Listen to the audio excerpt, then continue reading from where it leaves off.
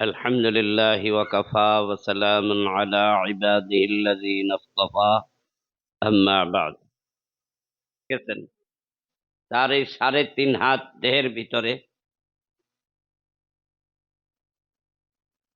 যার নাম আমরা সকলেই জানি কলব, হৃদয়। এর ভিতরে লুকায়িত যেই মনোভাব, যেই চিন্তা চেতনা, আমার ক্ষুদ্র জ্ঞানে এই চিন্তা চেতনাটা অত্যন্ত দামি চিন্তা চেতনা।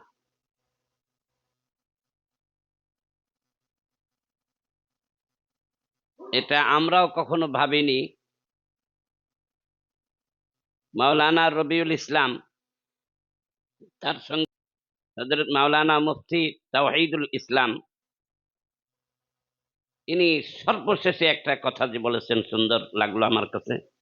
এটাই আমি আপনাদের কাছে পুনরায় পরিবেশন করব একটু সামান্য। যে এক বালতি পানির মধ্যে যদি 1 গ্লাস দুধ ঢেলে দেওয়া হয়, দুধটা পানির সঙ্গে মিশে একাকার হয়ে যাবে এবং এই দুধকে পানি থেকে আলাদা করা যাবে না। কিন্তু যদি এই দুধটাই ভালো করে জাল দেওয়া হয়, আগুনে জ্বালিয়ে খুব বেশি করে কড়া জাল দেওয়ার পরে এটাকে মাখনে পরিণত করা হয়, খুব আঠালো, খুব জমাট জিনিস করা হয়। এরপরে পানির মধ্যে 1 বালতি পানির মধ্যে ছেড়ে দেওয়া হয়, তাহলে কিন্তু এটা আর পানির সঙ্গে তেমন একটা মিশবেই না। ভালো রকম হলে মেশার কথাই না। তা আমাদের সমাজের, আমাদের যাদের ছেলে মেয়ে আছে, তাদেরকে যদি আমরা এভাবে গঠন করতে পারি, ইসলামী সভ্যতা, সংস্কৃতি, আদব আখলাক, ইবাদত বন্দেগী, আচার আচরণ, এটার কোনো তুলনাই হয় না। সারা পৃথিবীতে ইসলামের মোকাবেলায় যত মানব রচিত আচার অনুষ্ঠান, নিয়ম নীতি, এর তো কোনো তুলনা হতেই পারে না। কিন্তু আল্লাহ দয়া করে প্রত্যেক যুগে, প্রত্যেক জনগোষ্ঠীতে, প্রত্যেক সম্প্রদায়ের মধ্যে, প্রত্যেক ভৌগোলিক সীমারেখার অন্তর্ভুক্ত মানব সমাজকে আল্লাহ তাআলার খাঁটি বান্দা বানার জন্য এবং সত্যিকার অর্থেই দুনিয়া আখিরাতের মধ্যে সফলতা অর্জন করার জন্য যে দিন নামে, ধর্ম নামে যে নিয়ম নীতি, হুকুম হাকাম আল্লাহ তাআলা বিভিন্ন নবী ও রাসূলের মাধ্যমে দুনিয়ার মানুষের কাছে পাঠিয়েছেন, তাদেরকে দিয়ে, তাদের মাধ্যমে শিক্ষা দেওয়ার জন্য, সেই শিক্ষাগুলি যতদিন পর্যন্ত অবিকৃত থেকেছে, নবীগণ স্বয়ং সেটাকে পরিচালনা করতেন এবং নবীগণের খাঁটি উম্মতেরা সেইটা, সেই শিক্ষা দীক্ষাকে সবসময় চালু রেখেছেন। সেই অনুযায়ী মানুষ যেভাবে গড়ছে, তাতে আর কোনো ক্ষয় হওয়ার, নষ্ট হওয়ার কোনো ব্যবস্থা থাকেনি।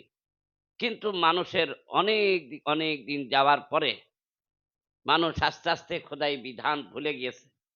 আল্লাহর দ্বীন, তার শিক্ষা সবকিছু ভুলে গিয়েছে। তখন সে মন গড়া মতে, যার মতে যা চায় তাই করতে থেকেছে। আসলে প্রত্যেক যুগে আল্লাহ তাআলা যেই মানব গোষ্ঠী, যেই সম্প্রদায় তাদের কাছে দ্বীন পাঠিয়েছেন নবী ও রাসূলের মাধ্যমে, ওই যুগ হিসাবে ওই দ্বীন, ওই দ্বীনি শিক্ষা ব্যবস্থা, দ্বীনি আহকাম অর্থাৎ প্রকৃত মানুষ হওয়ার জন্য, আল্লাহর খাঁটি বান্দা হওয়ার জন্য যত হাকাম, যত শিক্ষা দীক্ষার প্রয়োজন ছিল, সেগুলা ওই যুগের হিসাবে একেবারে পূর্ণাঙ্গ। ওইটাকে অপূর্ণ বলা চলবে না। কিন্তু যতই মানুষের দিন অতিক্রম হয়, যতই দুনিয়ার বয়স বাড়তে থাকে, ততই কিন্তু মানুষের সমস্যাও অনেক বাড়তে থাকে। মানুষের মধ্যে বিকৃতিও আসে। চরিত্রগত বিকৃতি, শিক্ষাগত বিকৃতি, ইবাদতগত বিকৃতি, আকীদাগত বিকৃতি আসতেই থাকে। এভাবে করতে সরওয়ারে কায়নাত আলাইহি আফদালুস সালাওয়াত আহমদ মুজতবা মুহাম্মদ মুস্তাফা সাল্লাল্লাহু আলাইহি সাল্লামের নবুয়ত প্রাপ্তির আগ পর্যন্ত যেই যুগ দুনিয়াতে বিদ্যমান ছিল, যেই সময়, যেই জামানা, সেই সময়ে এত মারাত্মক মানবতার অবক্ষয়, ধর্মীয় অবক্ষয় চলছিল। এই শিক্ষা, এই আকীদা, এই নিয়ম নীতি এতই অন্যায় পথে চলেছে, বিকৃতির পথে চলেছে, তখন অনুসরণীয় কোনো ঈমান, আকীদা কোনো কিছুই আর ছিল না। মানুষ মানুষকে খুন করে ফেলত। মানুষ মানুষের সঙ্গে এমন দুর্ব্যবহার করত, যা পৃথিবীর বুকে ইতিপূর্বে আর দেখা দেয়নি। এই যে কুরাইশ বংশ, এই বংশে আল্লাহর নবী সাল্লাল্লাহু আলাইহি ওয়াসাল্লাম দুনিয়াতে পদার্পণ করেছেন। আল্লাহ তাকে এই বংশের ভিতরেই পাঠিয়েছেন। কিন্তু এই কুরাইশ জাতি, পৃথিবীতে এমন কোনো অন্যায় কাজ ছিল না যা তারা করে নাই। আজকে আমরা কল্পনাও করতে পারি না যে এই কাজগুলি তারা করত। আজকে সেগুলা আমরা নিজেরা, এদের ইতিহাস, এদের উপাখ্যান যদি আমরা দেখি, তাহলে আমাদেরও শরীর শিহরিয়া ওঠে। শরীরের চামড়ার উপরে যে লোম আছে, লোমগুলি একের গোড়ার থেকে খাড়া হয়ে যায়। এরকম কাজ কেমনে করে করলো? আবার বেশি দূরে নয়, এখন আমাদের মধ্যেও কিন্তু ওই কুরাইশি অপসংস্কৃতি, কুরাইশি অনাচার, অবিচার, নির্যাতন, জুলুম, এগুলা এখন আবার মাথাচাড়া দিয়ে উঠতেছে।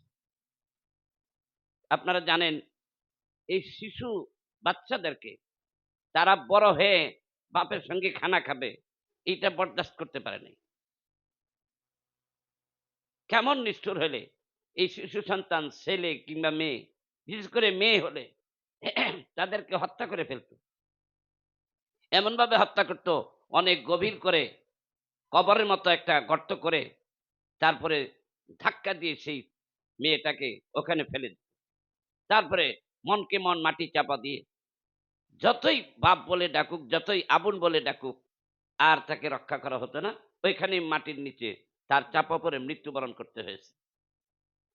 আজকাল আমাদের মধ্যে কিছুটা হইলো এরকম কুরাইশি এই মানবতার অবক্ষয়ের ধারাবাহিকতা আজ আমাদের মধ্যেও চলতেছে। কাজেই সর্বযুগের যত ভেজাল, সমস্ত ভেজালকে দূরীভূত করার জন্য ইসলাম সর্বব্যাপী যেই এক নতুন ভাবে পৃথিবীর সমস্ত নবীদের যত ভালো দিকটা ছিল, আল্লাহ তাআলার পক্ষ থেকে তারা পেয়েছেন।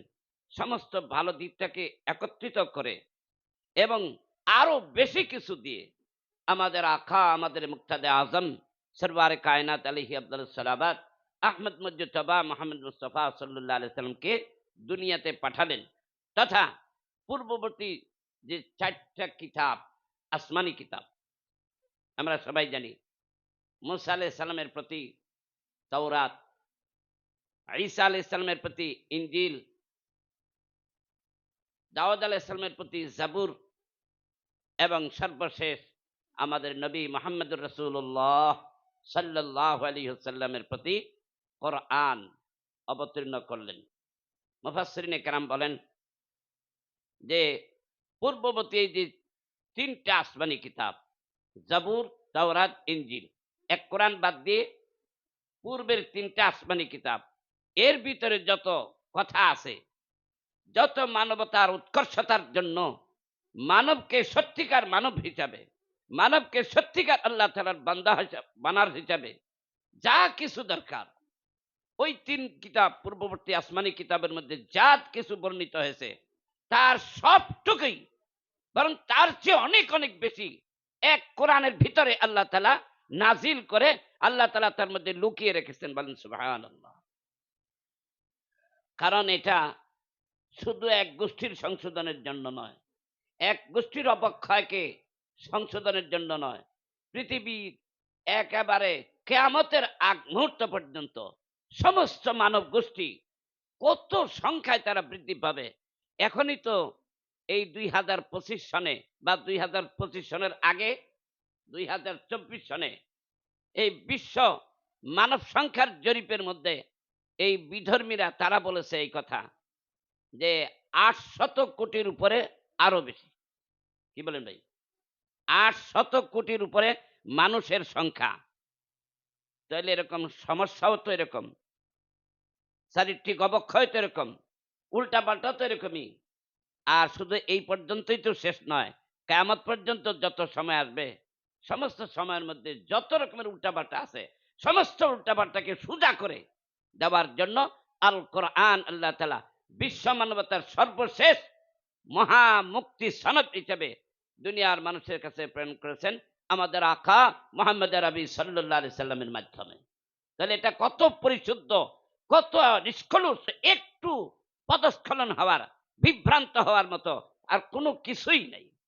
সম্পূর্ণরূপে এই কোরআনের দ্বারা যদি মানুষ অনুপ্রাণিত হয়, কোরআনের শিক্ষা গ্রহণ করে, তার ব্যক্তি জীবন, সামাজিক জীবন, পারিবারিক জীবন, রাষ্ট্রীয় জীবন, অর্থনৈতিক জীবন, রাজনৈতিক জীবন, এমনিভাবে সমস্ত জীবনে, আন্তর্জাতিক জীবন তথা বিশ্বজনীন জীবনের যে একটা ক্ষেত্র আছে সেই জীবন পর্যন্ত পরিপূর্ণ পরিশোধিত হবে, সংশোধিত হবে এই কোরআনে পাকের আইন কানুনকে ফলো করার দ্বারা। সুবহানাল্লাহ বিহামদি। আজকে আমরা সেই কোরআনকে এত সীমিত পর্যায়ে রেখে দিয়েছি। খালি আমাদের অনেক মুরব্বীদের অভ্যাস এখনো দেখা যায় যে কোরআন শিক্ষা দেয় মক্তবে। কি জন্য? ওই যখন একটু বালেগা হবে, শ্বশুরের ছেলে এসে দেখতে আসবে, জিজ্ঞাসা করবে সূরা ফাতিহাটা বলেন তো, ইখলাসটা বলেন তো। তখন ওইটা বলতে না পারলে তো মেয়ের কোনো মূল্য থাকে না। বিয়ে শাদী দেওয়াটা অনেক সময় মুশকিল হয়ে যায় যারা একটু মাত্র দ্বীনের কথা খেয়াল করে। এখন তারা চিন্তা করে যে আমাদের তো মক্তবে বাচ্চাদেরকে পাঠাতে হবে, কোরআন শিক্ষা দিতে হবে, অন্তত কমপক্ষে কয়েকটা সূরা শুদ্ধভাবে শিখতে তো হবে। তা নাহলে তো বিয়ের ব্যাপারটাই কেমন জানি জ্বলন্ত হয়ে যায়। এইটা উদ্দেশ্য করে মক্তবে মাদ্রাসায় দেওয়া হয়। কিন্তু আসলে কি তাই? কোরআন কি শুধু মক্তবে মাদ্রাসায় শিক্ষা দেওয়ার জন্যই কোরআনটা সীমাবদ্ধ? কি বলেন? জীবনের এমন কোন ক্ষেত্র নাই যে ক্ষেত্রে কোরআনের শিক্ষা বাস্তবায়ন হওয়ার উপযোগী আইন কানুন কোরআনের মধ্যে নাই। এ কথা দুনিয়ার কেউ বলতে পারে না, কেউ বলতে পারে না। আমরা মুসলিম তো বলবোই না, বলতে পারি না। আমরা বললে তো ইমান হারাই হয়ে যাব। অমুসলিমরা দায়িত্বহীন কণ্ঠে সব সময় ঘোষণা দিচ্ছে কোরআনের মতো এত সুন্দর পূর্ণাঙ্গ জীবন ব্যবস্থা সম্বলিত কিতাব, আসমানি কিতাব পৃথিবীর বুকে আর দ্বিতীয়টি আর হয় নাই, আর কিয়ামত পর্যন্ত আর হবেও না। কাজেই এই যে ধারা যদিও ছোট্ট পরিসরে মাওলানা রবিউল ইসলাম শুরু করেছে, আমি তার কাছে মাত্র 2-4টা সূরা না জিজ্ঞাসা করছি। এরকম আরো কয়েকজন আমি দেখেছি, তাদের মধ্যে যে স্পৃহা, তাদের মধ্যে শিক্ষার যে একটা আগ্রহ, সেই আগ্রহের কারণে আজকে আল্লাহ পাক তাদেরকে এই পর্যায়ে নিয়ে গেছে। তা আমি দোয়া করি রবিউল ইসলাম সহ আরো যে সমস্ত আমার ছাত্ররা এভাবে দ্বীনি লাইনে মেহনত করেছে, দুনিয়াকে সাথে নিয়ে, দুনিয়াকে দ্বীনের মাধ্যমে সাজিয়ে যে মেহনত করেছে, এই মেহনতের ফলাফল জনসমাজে তারা প্রতিষ্ঠিত করতেছে।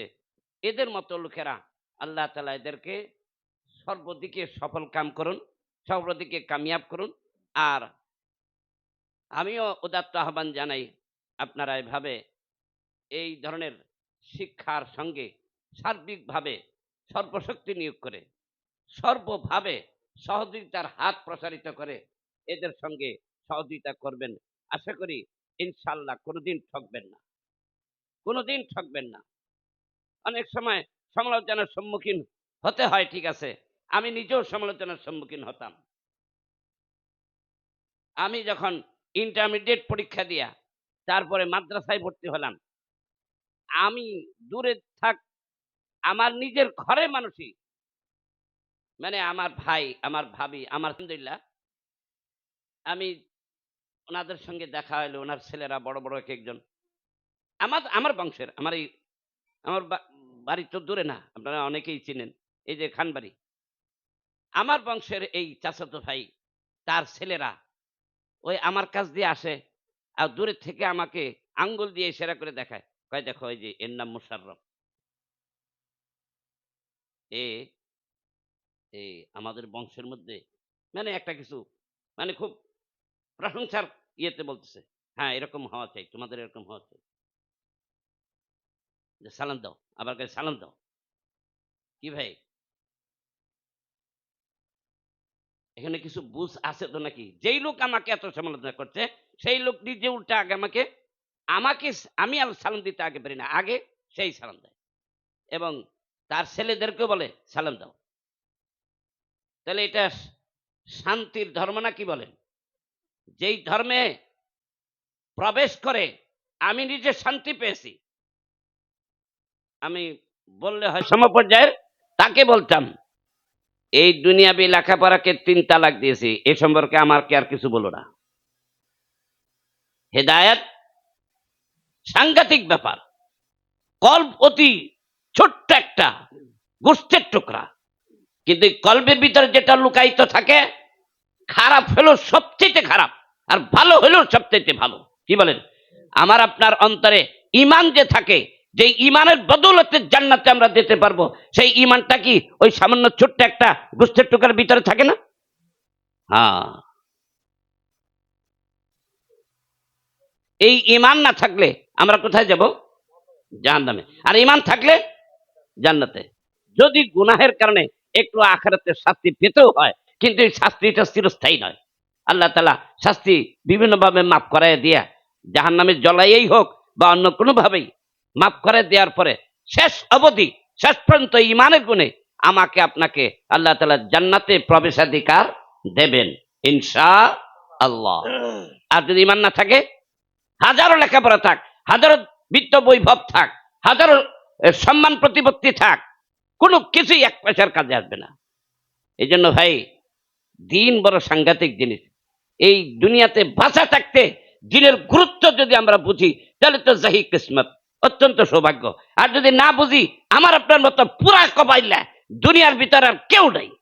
কাজেই এই মরার আগে বুঝে নেই, এই দুনিয়ার যে জীবন, এই জীবনটা গড়তে পারলে কি যে দুনিয়াতেও শান্তি, আখিরাতেও শান্তি, কবরের জগতেও শান্তি, সর্ব জায়গায় শান্তি, এইটা আগে বুঝে নেই। কিন্তু নিজেরা একলা একলা যদি বুঝতে যাই, হয়তো বা বুঝবো না। এই পথের পথিক যারা, পথিকের সাহচর্যে এসে, তাদের সহবতে এসে একটু বোঝার চেষ্টা করি, ইনশাআল্লাহ আমাদের জীবন, আমাদের জীবন সফলতার পথে এগিয়ে যাবে। আমি আশা করব এখানে অনেক ভালো ভালো উলামায়ে কেরাম আছেন, তারা কথাবার্তা বলবেন। আমি এই মজলিসের ব্যাপারে অত্যন্ত মনের দিক দিয়ে খুব তৃপ্তি লাভ করলাম। আল্লাহ তাআলা এই ধরনের মজলিস এবং এই ধরনের শিক্ষা প্রতিষ্ঠানকে একেবারে কিয়ামত পর্যন্ত চিরস্থায়ী করে রাখার তৌফিক আমাদের সবাইকে দান করুন। ওয়া আখির দাওয়ানা আনিল হামদুলিল্লাহি রাব্বিল আলামিন।